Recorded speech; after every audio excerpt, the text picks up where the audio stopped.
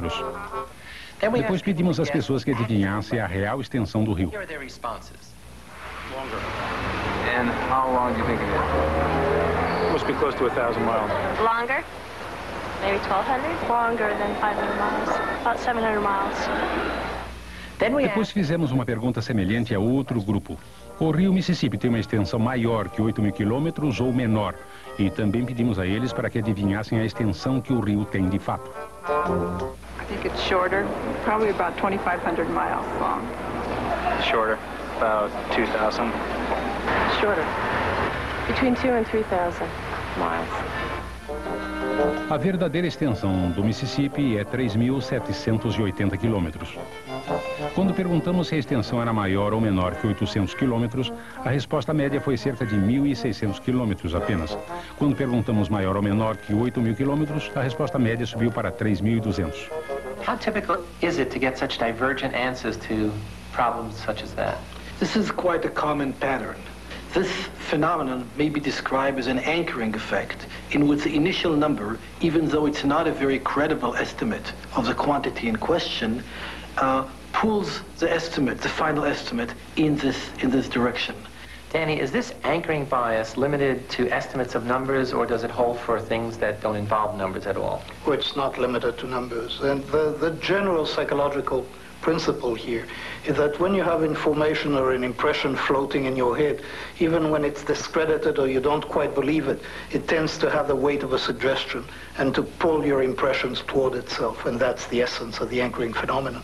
So if, for example, you once believed something or you were given information about an individual, say, or about yourself, which later turns out to be false, you don't completely wipe the scale and start afresh. Some residue of the initial impression is still there. So the anchoring effect is much broader than a numerical thing. Nosso último exemplo nos leva para o terreno das escolhas arriscadas. Você segue uma estratégia de busca arriscada ou de aversão ao risco? O que você escolheria se estivesse julgando? A. Você tem 85% de chance de ganhar $100. B. Você tem um ganho certo de $85. Take the sure win. Sure gain of 85. A sure gain of 85.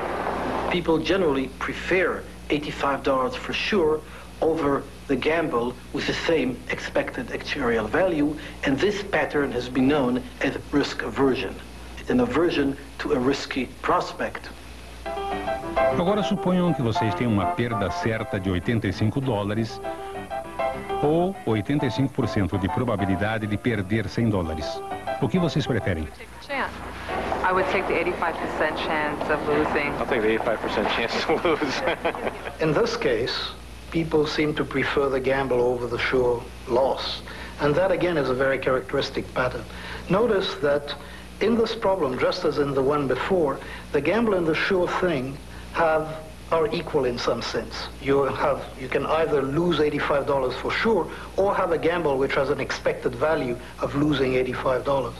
But here, unlike the previous case, people very generally prefer the gamble. The notion of accepting a dead loss is unthinkable for people, and the significance of the pattern that Danny just described is that people are willing to take often a very unreasonable risk of a much greater loss in order to avoid that sure loss.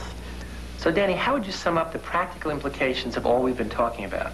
What this analysis suggests is that under some conditions, and the conditions are knowable, we should not trust our intuitions because we are liable to predictable errors and to predictable biases. And it's not a matter that some people are much worse at it than other people. It is very much like perceptual illusions.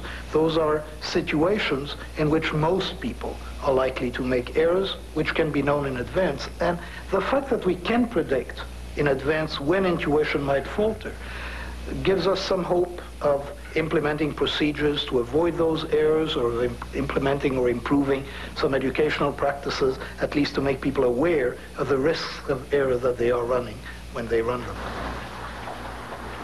É claro que há outros fatores psicológicos que afetam nosso julgamento. Existe um fator medo, por exemplo. Se os riscos são pouco familiares e potencialmente catastróficos, as pessoas costumam julgá-los tão grandes quanto os riscos familiares ou de consequências a longo prazo. Você pode ficar apavorado com a possibilidade de um acidente nuclear e não pensar duas vezes para atravessar a rua. Ora, as chances de um acidente nuclear são uma fração mínima da possibilidade de você se machucar durante uma caminhada feita distraidamente. E se fizermos nossos julgamentos e decisões em grupo?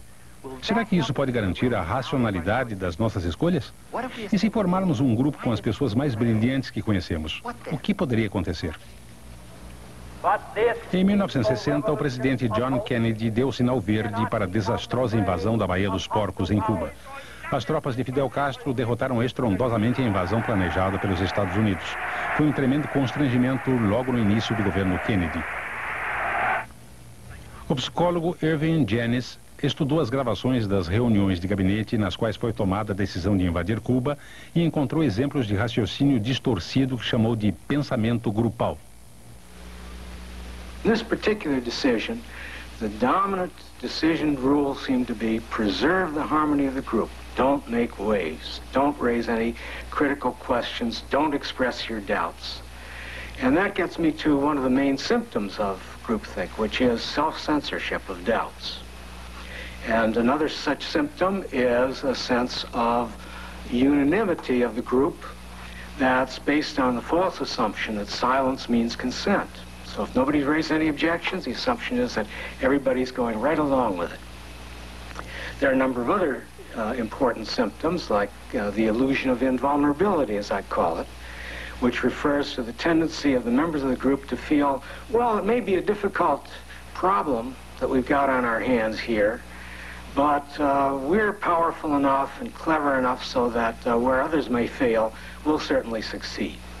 There's finally one other very important symptom that I call mind guarding, and that involves various members of the group taking on the role of guarding the president and other members of the group from any of the information that might get them to change their mind, or at least raise questions about what they're planning to do. Mas o pensamento grupal não é inevitável. Ele pode ser evitado. Irving Janis enumerou uma série de procedimentos que as pessoas que tomam decisões podem adotar para que seus julgamentos sejam mais racionais. One of the suggested ways of preventing groupthink involves having a devil's advocate appointed by the leader.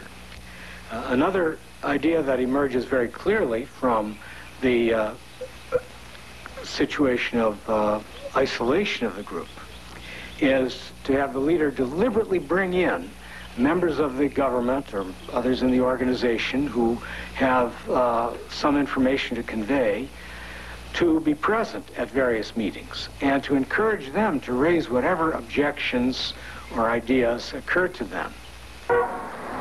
Não podemos deixar de tomar decisões, mas podemos tentar evitar algumas armadilhas. Um dos campos mais novos da psicologia é a psicologia da negociação, que tenta evitar a causa das más decisões, às vezes até fatais.